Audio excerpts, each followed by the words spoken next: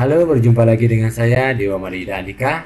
Di video kali ini kita akan bahas terkait dengan penerapan hukum Pascal yang ada di mata pelajaran fisika di kelas 11. Seperti apa pembahasannya? Mari kita bahas bersama. Oke, nah di sini kita mulai dari bagaimana sih bunyi dari hukum Pascal tersebut. Jadi bunyinya adalah tekanan yang diberikan kepada zat cair dalam ruang tertutup akan diteruskan sama besar ke segala arah. Jadi kalau kita perhatikan di sini ya, kita berikan gaya sebesar F1 pada luas penampang A1. Jadi seperti konsep sebelumnya, yaitu ketika ada gaya pada luas penampang tertentu maka akan muncul namanya tekanan. Nah di sini tekanan akan diberikan kepada zat cair dan dia akan diteruskan sehingga akan ada gaya dorong. Di sini yang mendorong penampang A2 sehingga di sini juga akan muncul tekanan seperti itu. Nah, di mana secara matematis dapat dinyatakan P1 sama dengan P2. Nah, di mana P dapat kita jabarkan dalam F1 per A1 sehingga P1 sama dengan P2 menjadi F1 per A1 sama dengan F2 per A2. Jadi seperti itu. Nah, di sini P1 dan P2 itulah tekanan di penampang 1 dan penampang 2. Sedangkan F1 dan F2 adalah gaya yang bekerja pada penampang 1 dan penampang 2. Dan A1, A2 merupakan luas dari penampang 1 dan penampang 2. Nah, seperti itu secara matematisnya. Sekarang kita akan coba terapkan dalam contoh soal ya. Kita mulai dari contoh soal yang pertama.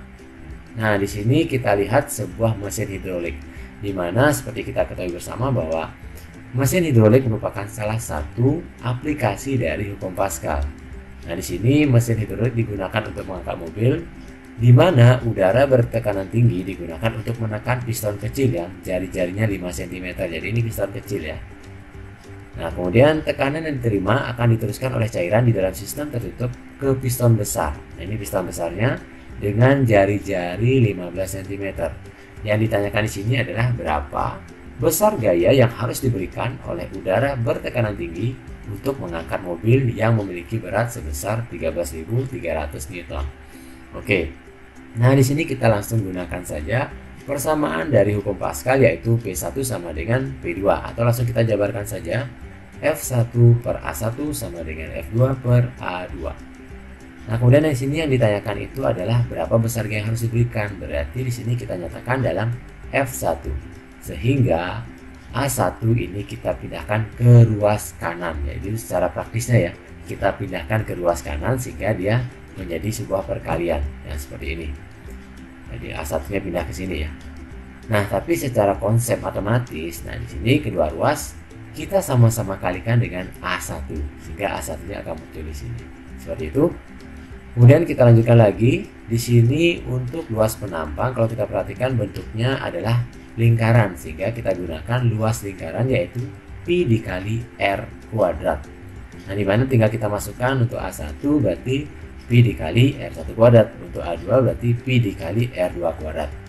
Selanjutnya kita akan masukkan masing-masing nilainya. R1 kita masukkan 5, R2 kita masukkan 15, dan juga F2 kita masukkan 13.300 Newton. Nah, di sini kalau diperhatikan, jari-jari di sini masih saya nyatakan dalam cm. Nah, apakah harus diubah ke meter? Bagaimana hasilnya jika jari-jari kita ubah ke meter dulu? Nah, silahkan nanti kalian coba ya. Nanti tuliskan hasilnya di kolom komentar apakah sama atau berbeda. Kita lanjutkan lagi. Maka di sini kita bisa sederhanakan, pi-nya bisa kita hilangkan karena pi dibagi pi hasilnya 1. Kemudian ini 25 plus 15 kuadrat itulah 225 ya, kalau nggak salah ya. Sehingga tinggal kita sederhanakan dikali 13.300, sehingga kita akan dapat hasilnya adalah 1477,78. Nah, di sini harus kita perhatikan pertanyaannya nih. Pertanyaannya adalah berapa besar gaya untuk mengangkat. Kalau kita berikan gaya sebesar 1477,78, maka sistem dalam keadaan seimbang. Nah, bagaimana kalau kita ingin mengangkatnya? Maka kita akan perlukan gaya lebih besar daripada 1477,78. Nah, seperti itu. Itu contoh soal yang pertama ya. Gampang kan ya? Oke.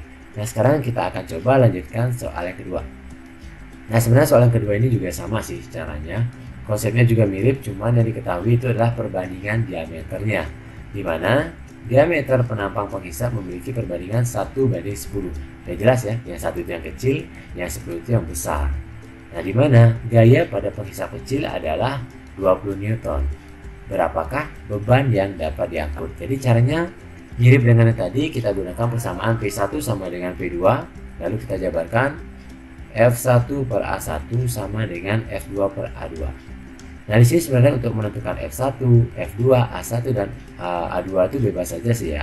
Tapi di sini saya gunakan yang satu itu untuk yang menekan, yang kedua itu untuk yang ditekan atau diangkat. Nah, seperti itu. Sehingga di sini yang kita ketahui adalah gayanya pada F1 ya, 20 Newton.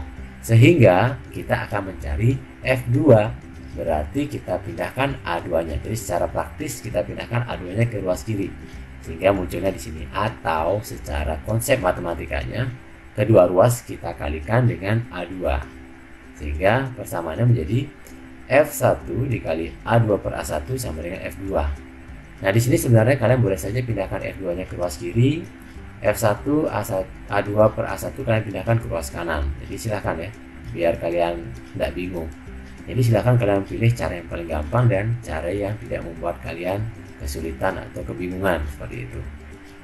Lalu kita perhatikan di sini diketahui adalah diameternya. Berarti untuk mencari luas, maka kita gunakan luas lingkaran dengan menggunakan diameter. Kita akan dapatkan A2 itu sama dengan 1/4 pi D2 kuadrat, sedangkan A1-nya 1/4 pi D1 kuadrat. Nah, nanti 1/4 pi-nya bisa kita sederhanakan lagi. Lalu kita masukkan nilai F1-nya 20. Kita masukkan perbandingan D2 dan D1 berarti 10/1 ya, sehingga 10 kuadrat per 1 kuadrat. Hasilnya adalah 20 dikali 100. Maka kita akan dapatkan F2 itu sebesar 2000 Newton. Nah, kembali lagi kita ingat yang ditanyakan adalah berapakah beban yang dapat diangkut. Maka di sini kita akan nyatakan bahwa beban yang dapat diangkut itu adalah lebih kecil daripada 2000 Newton. Kenapa? Karena kalau 2000 maka sistem dalam keadaan seimbang. Jadi seperti itu, sudah ada dua contoh soal. Ternyata caranya tidak terlalu sulit ya. Silahkan nanti kalian bisa cari lagi soal-soal yang lain, kalian coba kerjakan dengan konsep yang sama. Kalau ada kesulitan atau ada pertanyaan, silahkan tuliskan lagi di kolom komentar. Oke. Jadi sekian dulu video dari saya terkait dengan penerapan hukum Pascal pada mata pelajaran fisika di kelas 11.